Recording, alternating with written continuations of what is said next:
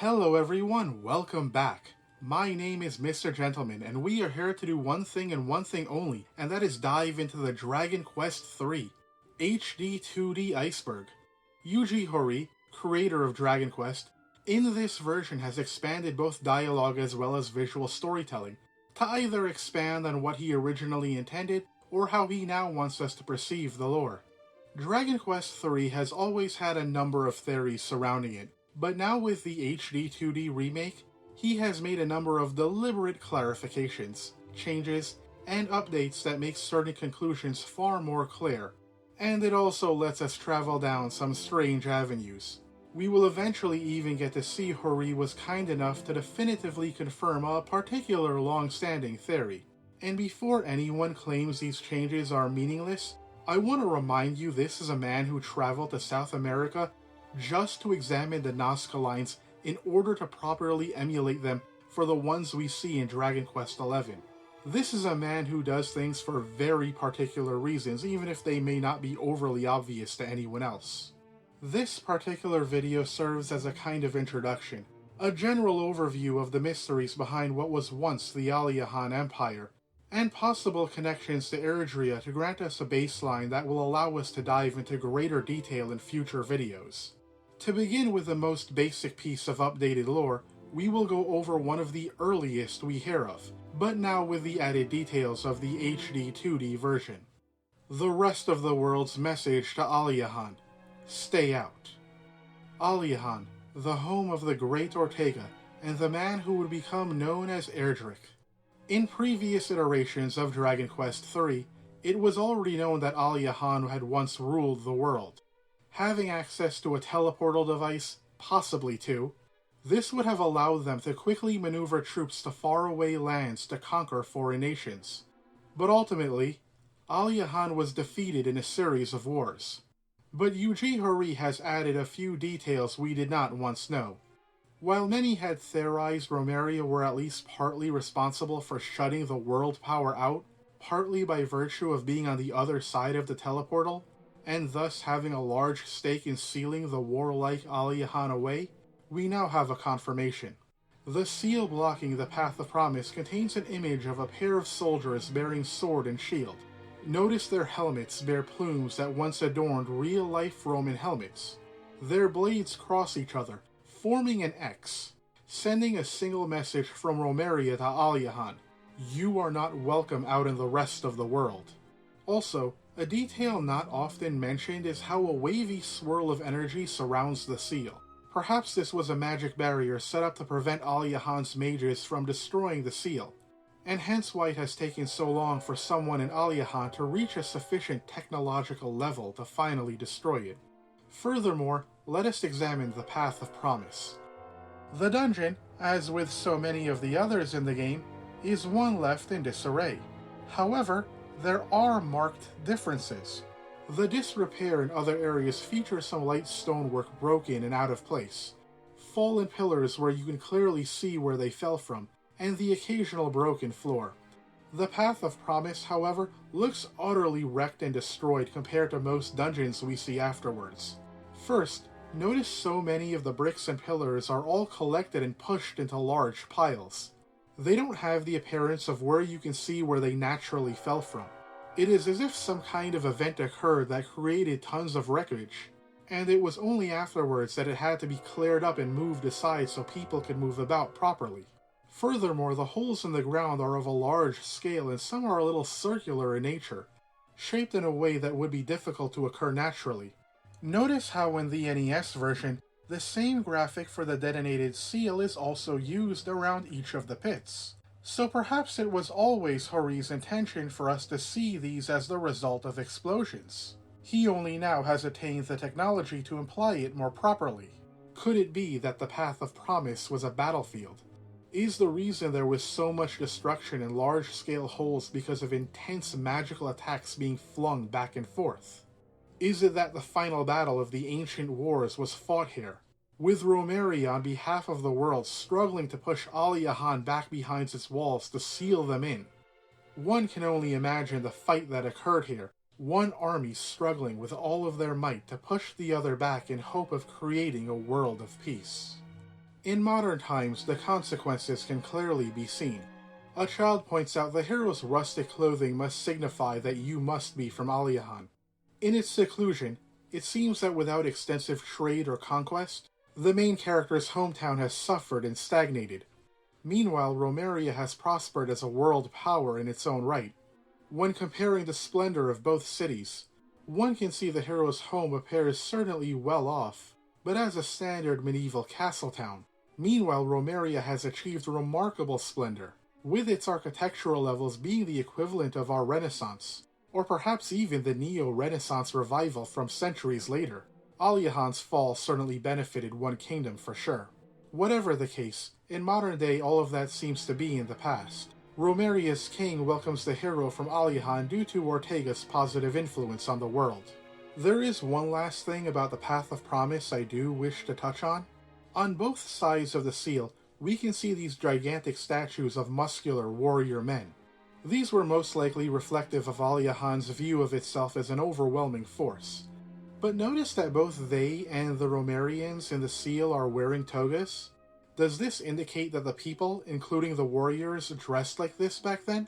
If, as we will talk about eventually, Dragon Quest XI does take place long before this in an era that was already medieval, what would cause the people at large to dress like this? Was it simply the style of the era? But why not depict them in armor as so many other nations did? Was there something that happened to the people back then that caused this? Perhaps at some point in this history there was a massive technological decline. But without further information, we are just roadblocked from chasing down that avenue for now. But before that, the only aspect of the Path of Promise I haven't mentioned are the two strange skulls that would be the first thing someone sees, if they were entering from Romeria's side. But solving that mystery will require an examination of dungeons in future videos. For now, let's take a look at Aliahan's engineering. How expansive and technologically advanced was the kingdom of Aliahan at its peak? According to the citizens of the kingdom, it was once great in might and power. Exactly how long ago we are never really informed, though the implication is that it has been a very long time. They do not seem to know the significance, purpose, or builder of the large-scale building known as the Dreamer's Tower, the gigantic structure that sits in the middle of the lake that dwarfs their castle. You would think such a feat of engineering's purpose would remain with these people, and the fact that it's an old man who doesn't remember, that truly tells us how long ago Aliahan's fall was, as well as how long they've forgotten all of this information. But this is only the beginning of the country's mysteries. In Dragon Quest HD-2D, there have been many architectural and design changes to almost every major location in the game. One of the most expansive is to the Aliahan Underground. The location is a large-scale sewer that serves as the foundation to the Dreamer's Tower, and here is where all of the questions begin. First, it has always been the mystery as to why such an underground would be so important that it required 3 entrances allowing access from any part of the island nation. The building was so important apparently that it needed an entrance from the castle itself. As with the Dreamer's Tower as a whole, the people speak of the hidden entrances as a rumor, meaning all sense of history associated with it is long gone. The mystery is even now more intensified by the design changes. First off, the fact that Aliahan has such a sewer system is noteworthy. While yes, in our world, ancient sewage systems did exist, one on this scale and level is noteworthy. On top of that, there's not much evidence that the kingdoms of the other nations have anything like this. This perhaps tells us the ancient Aliahans, or perhaps people prior to them, had a noteworthy level of technology that the modern Aliahan people simply don't have.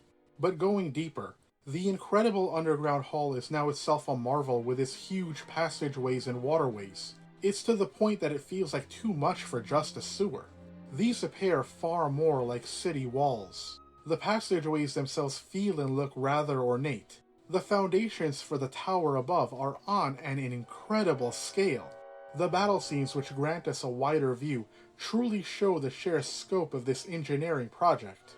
And before you think I'm taking it too far, compare this to many of the other underground dungeons of a more developed nature. In scope and advancement, they feel as if they were built more recently. The only exceptions are the ones that are much more obviously from a more advanced set of architects. And I remind you, this level of scale was not implied in previous iterations, meaning Hori deliberately wanted to suggest something about those who designed the underground of ancient Aliahan. And all of this isn't even factoring in the tower itself.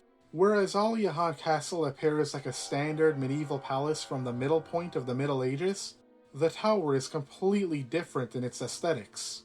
So what was the purpose of all of this underground architecture? It seems that the underground acting as a pathway to the tower seems to have been just as important, if not more so than the actual sewer itself. In ancient times, the tower must have served a purpose to the entire kingdom that was so central that it needed to be accessed by all the people, or at least the people of importance from all over the small continent. Whatever the case, what we can conclude for now is that in times long past, the kingdom of Aliahan, or the people who preceded them prior to the kingdom's foundation, had a much higher level of technological prowess, and perhaps even a different cultural foundation altogether. For the last topic of this introduction, we can either discuss the Dreamer's Tower's purpose, or to begin talking about the roots of why Aliahan had access to such technology to begin with. I would actually like to dive into the latter, as it begins to paint a picture of Aliahan's long links to the past. Thus, we need to ask, how much does the world of Dragon Quest III know about Erdrea of Dragon Quest XI? The ending of Dragon Quest XI revealed that its events took place in the distant past of the world of Dragon Quest III. But do the people of this world have any understanding of their history? For one, we see both in XI's epilogue, as well as in III's beginning, and then also after the defeat of Baramos, that your mother is an avid reader of the adventures of the Luminary, the first Erdrea of Dragon Quest lore. So in some form the records of that world's history do seem to still exist. Moreover, on the wall to the right of the bookshelves, there hangs a painting featuring the same Yggdrasil tree that stood in the center of Erdrea. So we know knowledge of the past existed even among painters, at least at some point. Speaking of Yggdrasil, just to bolster the connections further, in every version of Dragon Quest III there is this talking cat within the Shrine of the Dwarf. They encourage you to explore a clearing at the intersection of 4 small mountains. There lies an Yggdrasil leaf. Many have noticed prior to the HD-2D version that the location of Yggdrasil and Erdrea could roughly equate to this spot. But now, when searching this clearing, the hero will not just find a leaf, but he will specifically look at the branches and will find the particular one which contains a leaf. This means that this is not here haphazardly, but that most likely that the very tree it once grew from stood in this place. But aside from your family and a talking cat who hangs out with a dwarf, how limited is the knowledge of this world's history? Returning to Aliahan, inside the castle researcher's chambers, one can find on the wall a map of Erdrea itself. So this means the knowledge of this world's ancient history was known to at the very least the denizens who dwelled within these castle walls. So the question then becomes, is there proof that the other kingdoms have this knowledge as well? And the answer is no.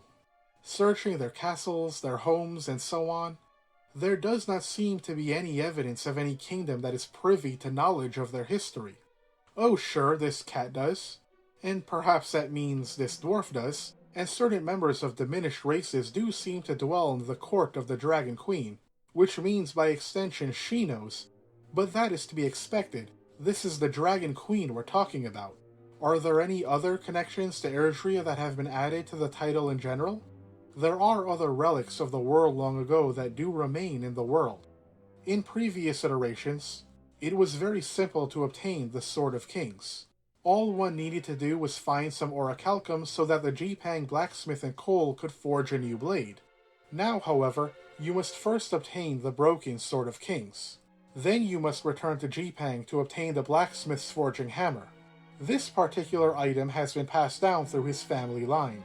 Firstly, the Sword of Kings now most definitely resembles the Super Sword of Light. Notice the differences from the original design. Also see the differences with other swords which bear similar names and try not to be confused. I promise we will discuss these in the future. Anyway, this was the weapon originally wielded by Erdrea's first hero, Erdwin. It then came into possession of the Luminary, the first Erdrick. The sword was last seen being returned to the heart of Yggdrasil, further implying that something has happened to the legendary tree. As for the forging hammer itself, could it perhaps be the same as the one used by the Luminary in order to forge his own personal custom Sword of Light? The inventor who had the Sword of Light's remains does not seem to know its origins nor what the blade is made of. The whole of Alefgard does not seem to know much about the hero's equipment aside from the fact that a previous hero wielded them. The Jipang blacksmith in Cole, meanwhile, at least has the knowledge that the sword was built from orichalcum. He also knows that the hammer was utilized by a hero long ago. So while he and perhaps some of Jipang may share this knowledge, it's still quite limited. But beyond that, no other piece of knowledge about Erdrea outside of Aliahan remains. Ultimately, it seems Aliahan or whoever had first settled there had a special connection to its distant history. What is this mysterious nation? It is well known that the upper world of Dragon Quest III is vaguely identical to our own. Some have considered Aliahan to be the equivalent of Australia. However, the difficulty with this is that, well, there already seems to be an Australia in the form of Lanson. In the HD-2D release, the localization has given its inhabitants their dialect. An alternate, long-standing theory of Aliahan is that it may be more analogous with a theoretical lost civilization. James Churchward theorized that in the Pacific Ocean, there was once a lost continent known as Mu. The real-life theory of Mu, or Lemuria, of course, has long been debunked. But perhaps Aliahan is meant to be the first clue, the first of many in this game, that in this world there was a lost, mythical civilization, powerful in its time, ancient, and that had a higher level of technology. At this point, we can at least surmise Aliahan somehow exists as a piece of connective tissue to the past. By being a nation that knew of Erdrea and that had ancient advancements since that period, we may have the beginning signs that what the world looked like in this region may have been very different from what we see now. We at least at this juncture have some starting points in our journey as to uncover what happened between then and now. So let us move on to more detailed questions. If the passageways under Aliahan were so important, then what of the Dreamer's Tower and what can it tell us about this world's history? What was the purpose of the Dreamer's Tower? And can we perhaps delve deeper into the conflict between Aliahan and Romeria? Can we do this by looking at various pieces of evidence, such as the true nature of the Skyfell Tower? And of course, can this bring us any closer to understanding the greater picture of the upper world in terms of what its past looked like? However, all of that requires examination of a host of lore that is beyond the scope of this video. So until next time, thank you for watching, and God bless you all.